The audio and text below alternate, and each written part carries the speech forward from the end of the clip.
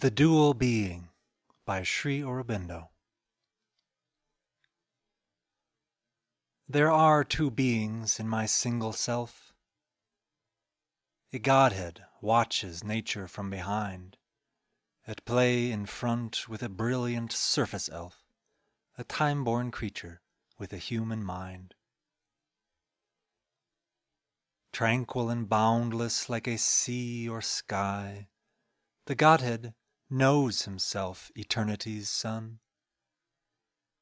Radiant his mind and vast, his heart as free, his will is a scepter of dominion.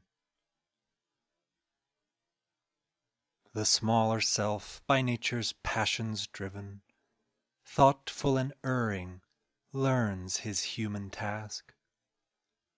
All must be known, and to that greatness given, this mind and life, the mirror and the mask.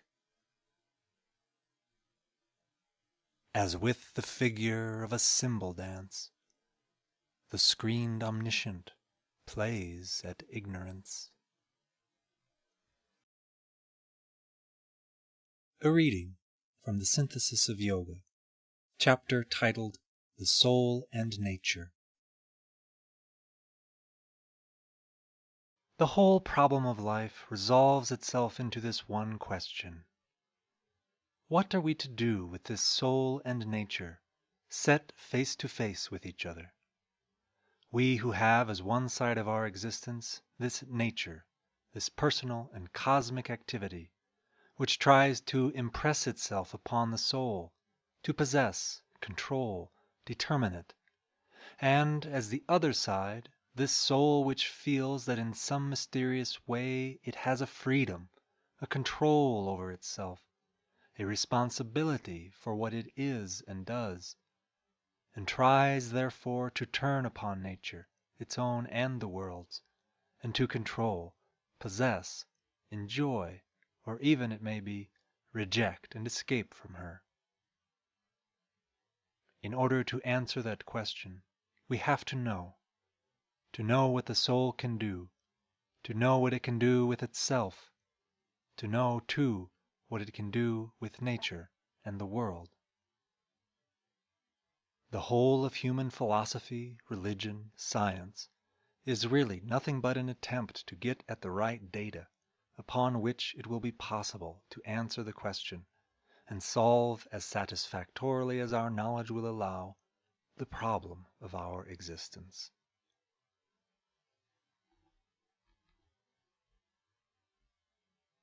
There are two poises of our soul existence, a lower, troubled and subjected, a higher, supreme, untroubled and sovereign, one vibrant in mind, the other tranquil in spirit. Uplifted into the spirit, the soul is no longer subject to nature. It is above this mental activity. But the spirit, the divine, is not only above nature, it is master of nature and cosmos. The soul, rising into its spiritual poise, must at least be capable of the same mastery by its unity with the divine. It must be capable of controlling its own nature, not only in calm or by forcing it to repose, but with a sovereign control of its play and activity.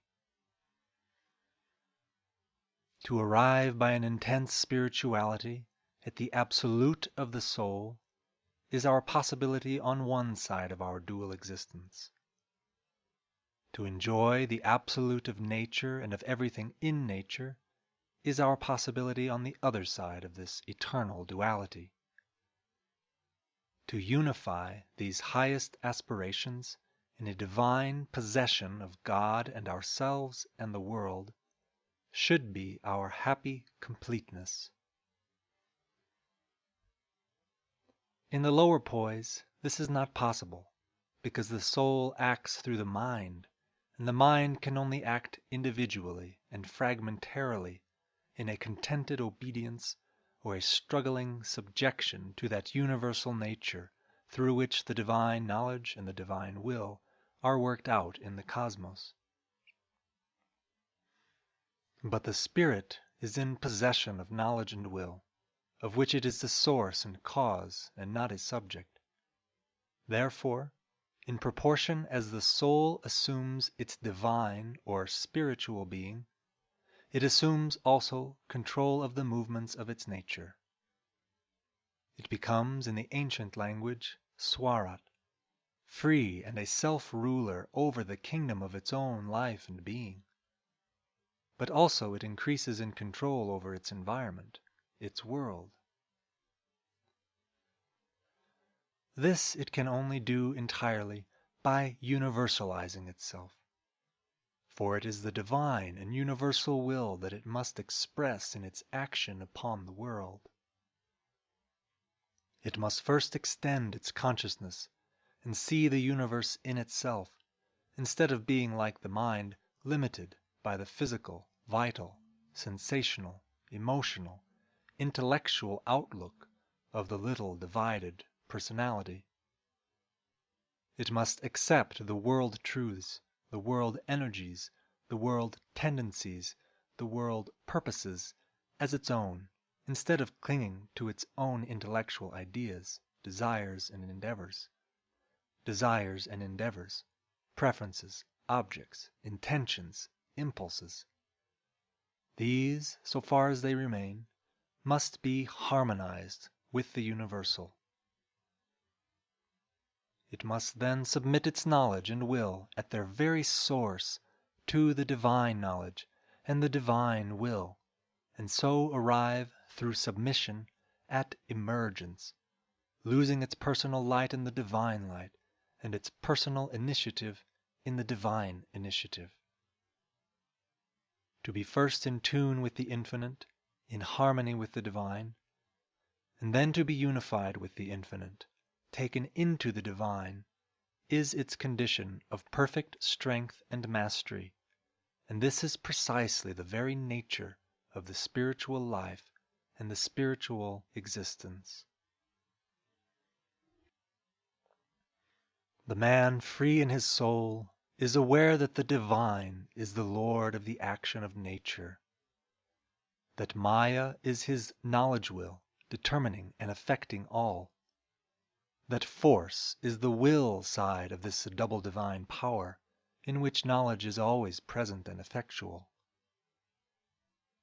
He is aware of himself also, even individually, as a center of the divine existence, a portion of the Lord, the Gita expresses it, controlling so far the action of nature, which he views, upholds, sanctions, enjoys, knows, and by the determinative power of knowledge, controls. And when he universalizes himself, his knowledge still reflects only the divine knowledge, his will effectuates only the divine will, he enjoys only the divine delight, and not an ignorant, personal satisfaction. Thus the Purusa preserves its freedom in its possession, renunciation of limited personality, even in its representative enjoyment and delight of cosmic being. It has taken up fully in the higher poise the true relations of the soul and nature.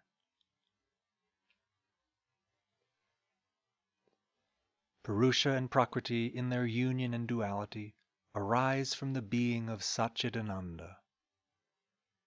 Self-conscious existence is the essential nature of the being.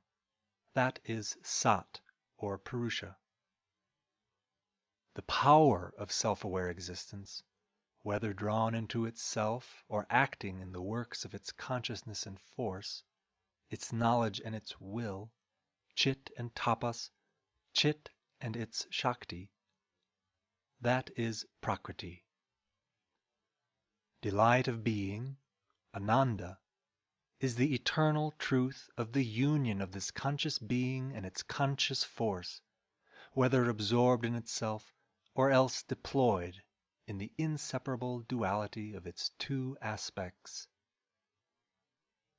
It unrolls the worlds as Prakriti and views them as Purusha, acts in them and upholds the action, executes works and gives the sanction without which the force of nature cannot act, executes and controls the knowledge in the will, and knows and controls the determinations of the knowledge force and will force, ministers to the enjoyment and enjoys.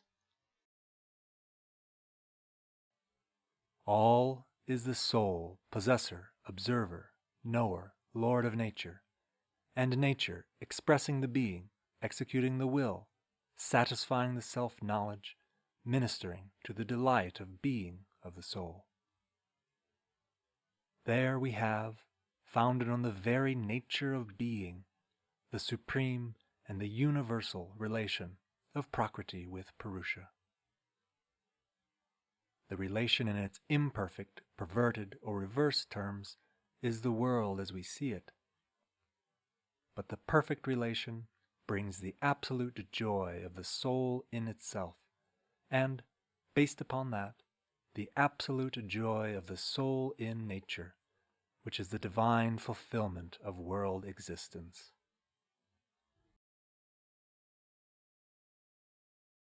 The dual being.